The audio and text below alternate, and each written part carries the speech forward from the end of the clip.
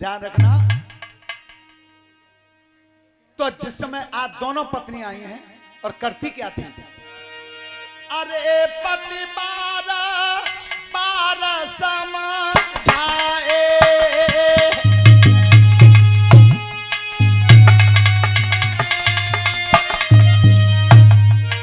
अरे पति बारह बारह समझाए, और सासू के कुमार मान नहीं पाए।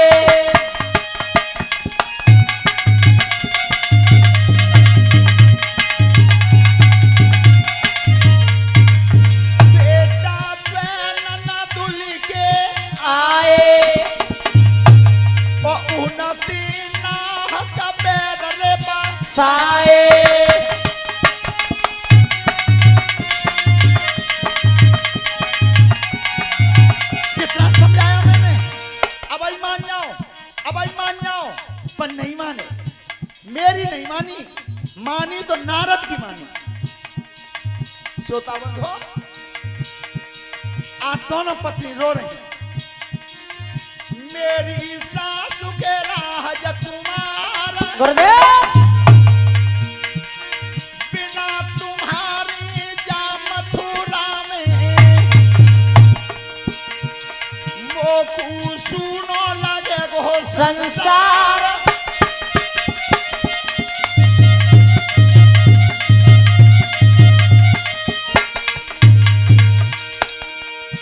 रोही गई कंस की रानी है, आखिर की की गाओ पानी।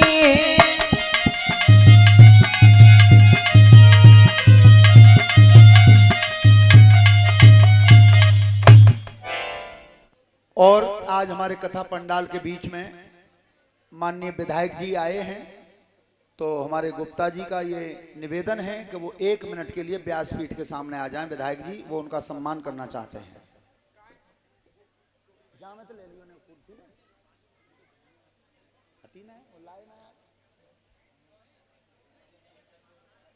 हेलो, ध्यान रखना, कंस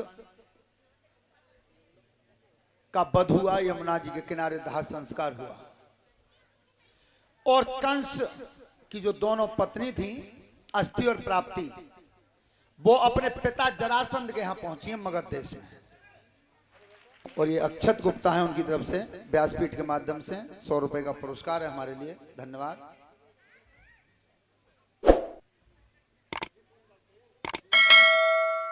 माइक दे दे, माइक दे। और विधायक जी से एक अनुरोध है कि 2 शब्द वो हमारे श्रोताओं के लिए कहें। नगला अन्नी में उपस्थित सभी बड़ों को मेरा चरण स्पर्श, सभी सम्मानित बुजुर्ग, नौजवान साथी, माताएं और बहनें, और बहुत सम्मान के साथ इस कथा को कहने वाले कथावाचक शास्त्री जी, बहुत बहुत आभारी हूं कि नगला हन्नी के इस धार्मिक आयोजन में आप सबके साथ साथ मुझे भी शामिल होने का मौका मिला। आप शायद जानते होंगे कि 26 तारीख को इस भागवत का उद्घाटन हुआ था।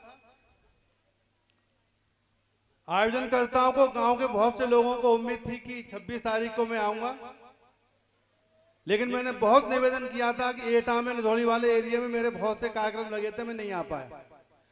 लेकिन जिन लोगों को लगता था कि मैं जरूर आऊं, नहीं आ पाया, सबसे पहले मैं उन लोगों ने क्षमा मांगता हूं कि 26 को नहीं आ पाया। लेकिन मेरे क्षेत्र में कोई भी 7 दिन की भागवत ऐसी नहीं होती कि उन 7 दिनों में रंजित सुमन उस भागवत कथा में उन लोगों के बीच में न पहुंचे। इसलिए मैंने यही कहा था कि 7 दिन से एक दिन जरूर आऊंगा। साथियों, हम सब जानते हैं कि हम लोग जब कोई धार्मिक आयोजन कराते हैं तो निश्चित तौर पर अपने धर्म की संस्कृति, सभ्यताएं, मर्यादा को लगातार बनाए रखने के लिए, उन्हें सीखने के लिए, उन ज्ञान को लगातार प्राप्त करने के लिए हम धार्मिक आयोजन कराते हैं। आज थोड़ा सा सोच विचार का और धार्मिक कार्यक्रमों का तरीका बदल गया है, लेकिन धर्म वैसा का वैसा ही है। धर्म नहीं बदला। हम लोग जब रामायण कथा कराते हैं, भागवत कथा कराते हैं और जिन युगों की बात करते हैं, उस समय पूजा पाठ का चलन नहीं था। मर्यादा ही धर्म थी, सभ्यता ही धर्म था और संस्कार ही धर्म था। हम सब इस बात को जानते हैं कि भगवान राम, जिनको मर्यादा पुरुषोत्तम राम कहते हैं, भगवान राम को जब 14 वर्ष का वनवास हुआ, अयोध्या के सारे लोग, परिवार के सारे लोग ये चाहते थे कि भगवान राम वनवास न जाएं। लेकिन एक पिता को दिया हुआ वचन और एक पिता का पुत्र को आदेश कि तुमको 14 वर्ष के लिए वनवास जाना है, यही भगवान राम की मर्यादा थी, यही धर्म का पालन था कि पिता के दिए हुए आदेश के आगे भगवान राम ने किसी से कोई समझौता नहीं किया और वो 14 वर्ष के लिए भगवान वनवास चले गए। हम सब लोग वही भागवत कथा में पढ़ते हैं, वही रामायण कथा में पढ़ते हैं। हम मर्यादाओं को न माने, हम संस्कारों का पालन न करें, हम सभ्यताओं का पालन न करें तो धर्म किसी काम का नहीं है। मैं यही जानता हूं, हम सारे लोग पारिवारिक रीति रिवाजों से जुड़े हुए हैं। मेरे पिता हैं, मेरे पास 3 बेटे हैं और यही हमारी सभ्यता और संस्कार और मर्यादा है कि आज अगर मेरे बेटे ये देखेंगे कि मैं अपने पिता के साथ कैसा व्यवहार कर रहा हूं, तो आने वाले समय में वही व्यवहार मेरे बेटे मेरे साथ कहेंगे। यही सभ्यता हमको सिखाती है।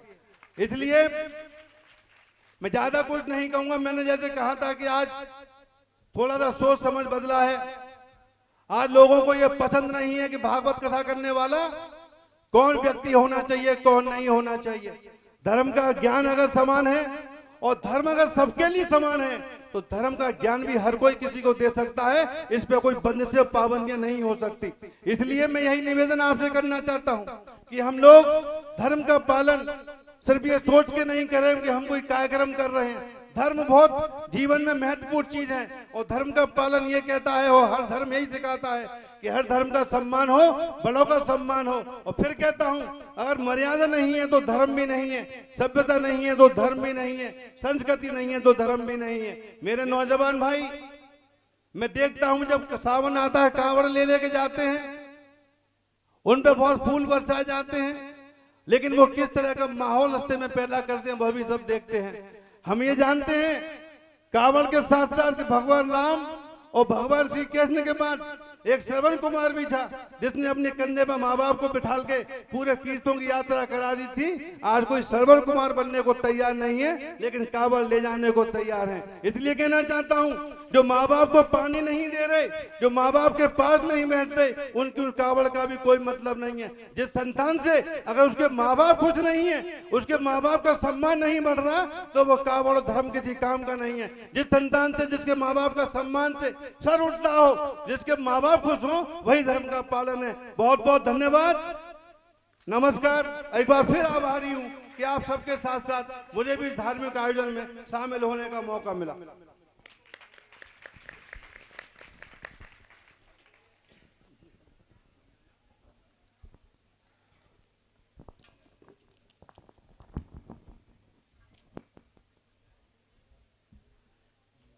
हेलो जी जी। और ये विधायक जी की तरफ से हमारे पंडाल में जो शब्द बोले गए वो अमोल हैं। हम अपने कर्मों को, कर्तव्यों को, सिद्धांतों को नहीं निभाते हैं तो परमात्मा भी पूजा को हमारी को स्वीकार नहीं करता। तो विधायक जी की तरफ से व्यासपीठ के माध्यम से 1000 रुपए से हमें सम्मानित किया व्यासपीठ पर। परमात्मा इन्हें धर्म के काम पे आगे बढ़ाता रहे। और दूसरा आदेश मिला है हमें कि हमारे जिला पंचायत सदस्य भी आ चुके हैं, तो उनके लिए भी ये निवेदन है हमारे गुप्ता परिवार की तरफ से कि 2 मिनट वो भी व्यासपीठ के सामने आए और उनका भी ये परिवार सम्मान करने के लिए बुला रहे हैं।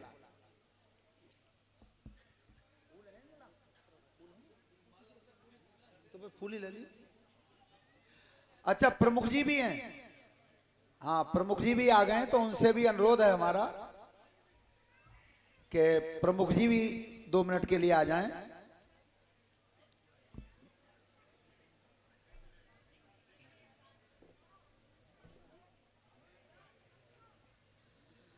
ध्यान रखना, उस समय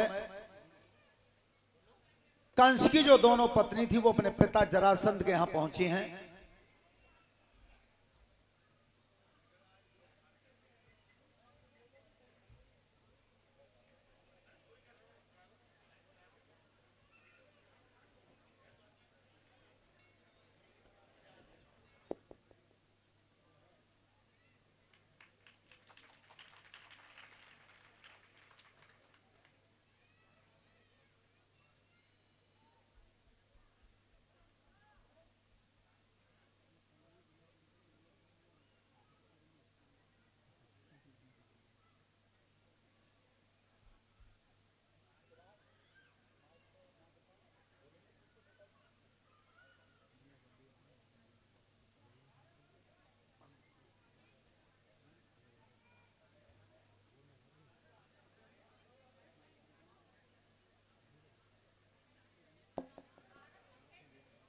हेलो। जरासंध से जाकर के दोनों बेटियों ने कहा है कि मेरे पति को मार दिया कृष्ण ने, तो जरासंध ने 23 अक्षौणी सेना सजाई है। 23 अक्षौणी। एक अक्षौणी सेना की गिनती भगवत गीता में आई है 2,18,700। मथुरा पे आक्रमण किया, कृष्ण और बलराम से युद्ध हुआ, भगवान ने सेना संवार दी, जरासंध को छोड़ दिया। दूसरी बार फिर तैयारी की, 23 ही अक्षौणी सेना फिर लाया, सेना फिर मार दी, जरासंध को फिर छोड़ दिया। इस तरह से जरासंध ने 17 बार चढ़ाई की। 17 बार। भगवान का मत क्या था कि मुझे पृथ्वी का भार कम करना है और यह दुष्ट इकट्ठे करता रहेगा, मैं मारता रहूंगा। 18वीं बार तैयारी फिर की है। और इधर जरासंध का एक मित्र था कालेवन, वो 3 करोड़ मलेच्छों की सेना लाया है। मलेच्छों की। और जिसमें लेकर के आया तब कही जरासंध से कि तू मेरा मित्र है, मैं तेरा मित्र हूं। वो लड़के कौन से हैं जिनसे तेरा संग्राम हो रहा है?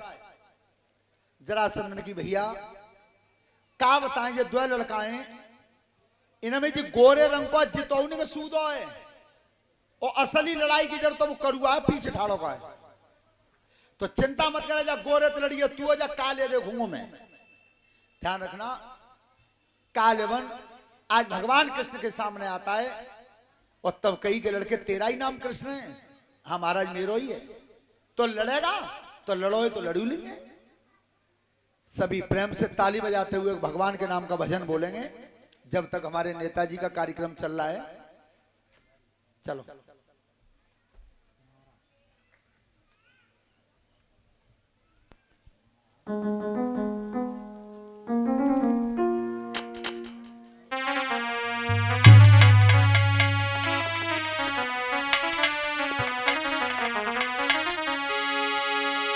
हेलो, ताली बजाते बोलेंगे शिव भक्तों। अरे के निदिया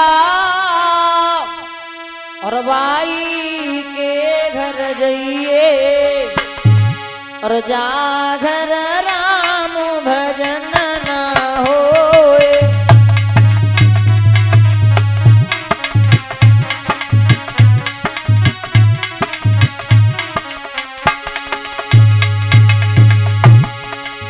ताली बजाते बोले सभी। अरे राम भजन ना होए, जा घर हरि का भजन ना होए। निदिया बाई के घर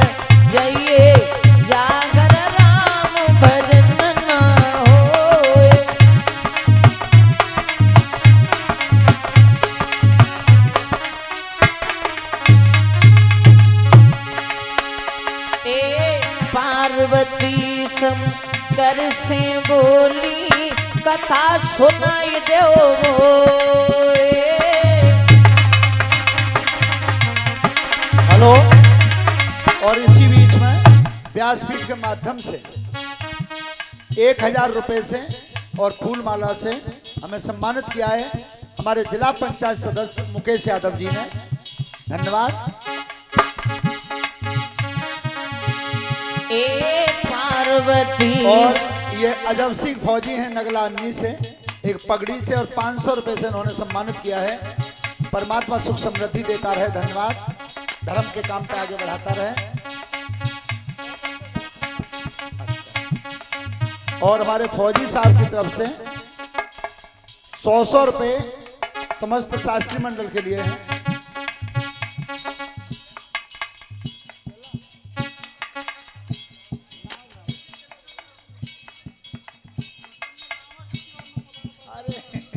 और ये हमारे ब्लॉक प्रमुख हैं जलसर से सत्येंद्र यादव जी, उनकी तरफ से 500 रुपए से सम्मानित किया है। धन्यवाद।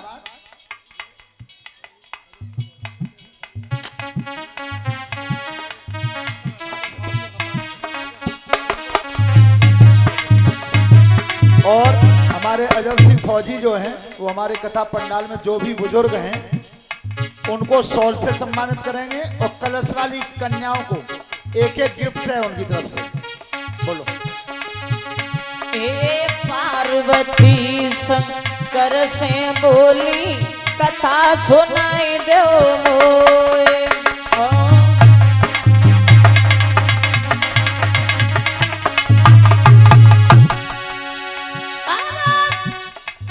शंकर जी ने कथा सुनाई तना पार्वती गई सोए।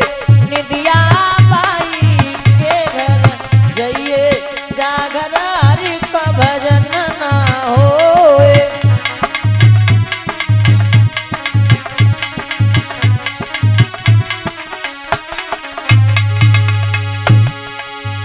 ए निदिया बाई के घर जाइए जागर हरि का भजन ना हो।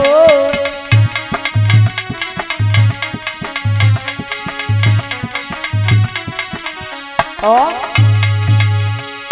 अरे सीता जी लक्ष्मण से बोली नीर पियाए दो मोए।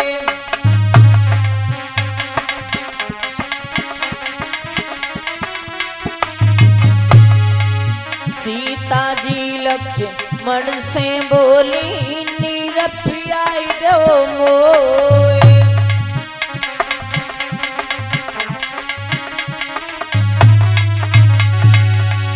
अरे लक्ष्मण जी जब नीर भरन गए सीता गई सोए। निदिया बाई के घर जाइए जागर हरि का भजन ना होए।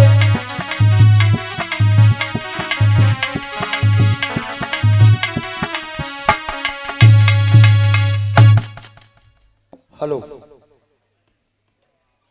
बोलिए कन्हैया लाल की। ध्यान रखना उस समय काल यवन का जब सामना हुआ है, भगवान कृष्ण मैदान छोड़ करके भागे हैं। वो दुष्ट पिछाई करता गया और जिस समय वो आगे भागते गए एक पर्वत की गुफा में पहुंचे जहां एक महान पुरुष सो रहा था। काफी दिन से सो रहा था, लेकिन कृष्ण भगवान ने अपनी पीतांबर उतार के उसे उड़ा दी। हेलो। बस दुष्ट ने कही कि तो तू सोने का बहाना कर रहा है। इस बात को जानता है कि सोते हुए को मारते नहीं है। उठ जल्दी, मार के जाऊंगा। उधर ते आवाज तो बूढ़े सु जगिरो होए, सुबैया सो रहो बहुत दिन से। ध्यान रखना, जब आवाज नहीं दी तो पापी ने कर्म कौन सा किया है। अरे तब चरण करो पिरारा,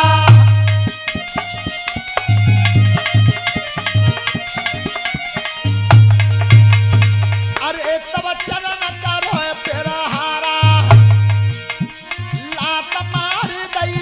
असुर द्वारा।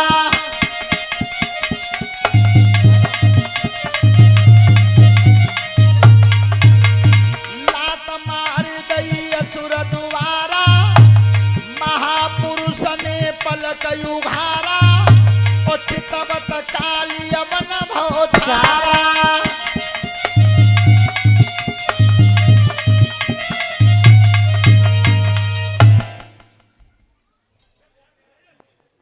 कलश वाली बेटियां बेटी इधर खड़े हो जाओ अलग। ध्यान रखना, जैसे ही उस महान पुरुष ने पलक खोला वो दुष्ट जल के भस्म हो गया। परीक्षित जी ने पूछा श्री सुखदेव जी से कि वो पर्वत की गुफा में जो सो रहे थे वो कौन थे? वो मानधाता के पुत्र मुचकुंद थे। देवताओं की मदद की थी युद्ध में, और उन्होंने बदले में नींद मांगी थी। क्या मैं सोना चाहता हूं? देवता वरदान दे गए थे, अगर तुम्हें सोते हुए किसी ने जगा दिया और तुम्हारी दृष्टि पड़ गई, वही जल के भस्म हो जाएगा।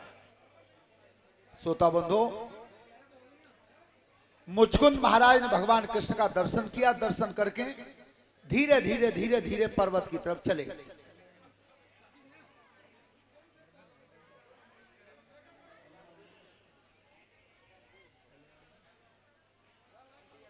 जो बिटियां बहनें इधर धूप में बैठी हैं वो इधर आ जाएं। हाँ, उधर धूप आती है, इधर नहीं आती है।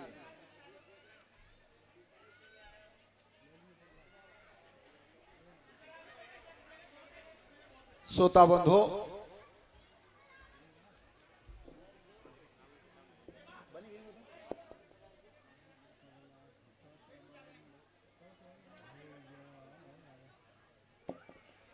हेलो, ध्यान रखना, भगवान कृष्ण जब लौट करके आते हैं तो बलराम से कहते हैं कि भैया 17 बार मैदान में जीते हैं, लेकिन अब की बार हारना पड़ेगा। 18वीं बार भगवान मैदान को हारते हैं और एक पर्वत की चोटी पर चढ़ करके दोनों भैया पीछे कूद जाते हैं।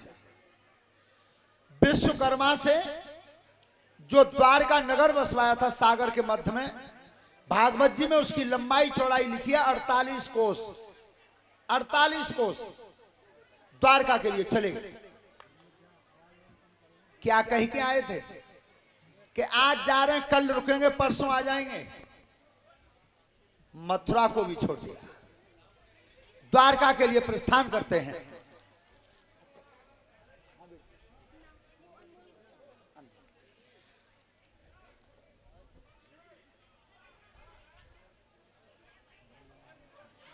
दरोगा जी दिनेश चंद जी नगला अन्नी से 500 रुपए से सम्मानित किया व्यासपीठ पर। परमात्मा सुख समृद्धि देता रहे। बिटिया का नाम बताएगी, नहीं पूछियो हैं? अनमोल। अच्छा, अनमोल गुप्ता की तरफ से 100 रुपए से सम्मानित किया है।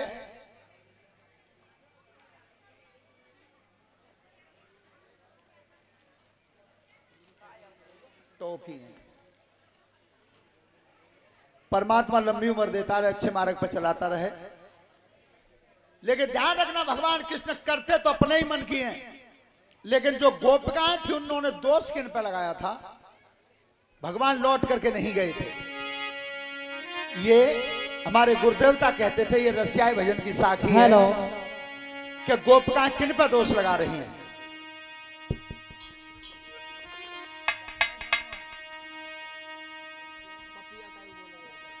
अरे पपिया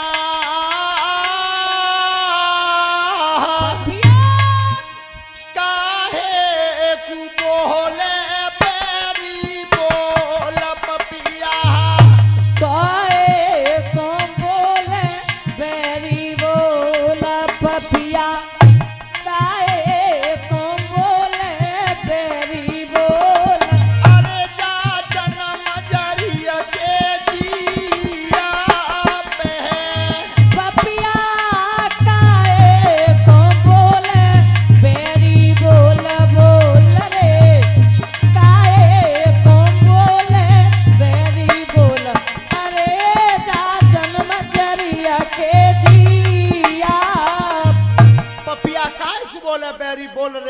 गुजरी के मोकू अरे कुबी जात बनी गई बेरिन सोती मोकू कुबिदा तो बनी गई बेरिन सोती मोकू कुबिदा तो बनी गई बेरिन सोती अरे जादू का डर हो मेरे पिया पे मोका कुबिदा तो बनी गई बेरिन सोती सोती रे कुबिदा तो बनी गई बेरिन सोती अरे जादू का डर हो मेरे पी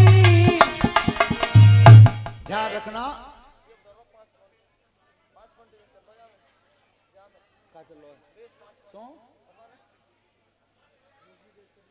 श्रोता बंधु भगवान द्वारका जाकर के बस गए थे, अपने सब परम हितैषियों को द्वारका बुला लिया था, द्वारकाधीश बन गए थे। कुंदनपुर के भीष्मक महाराज थे।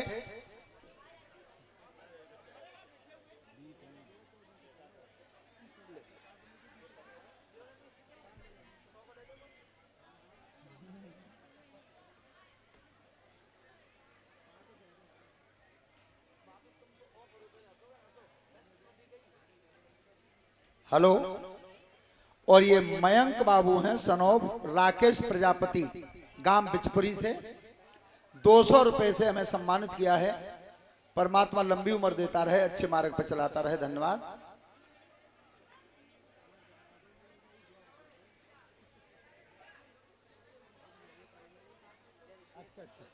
ठीक ठीक, चलो एक बढ़िया सा भजन बोलेंगे।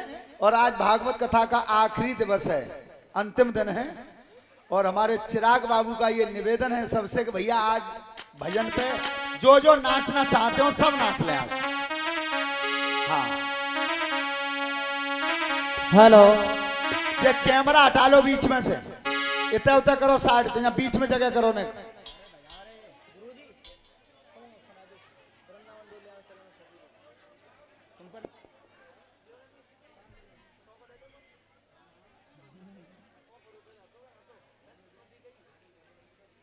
हेलो, और ये मयंक बाबू हैं सनोब राकेश प्रजापति गांव बिचपुरी से, 200 रुपए से हमें सम्मानित किया है। परमात्मा लंबी उम्र देता रहे, अच्छे मार्ग पर चलाता रहे, धन्यवाद।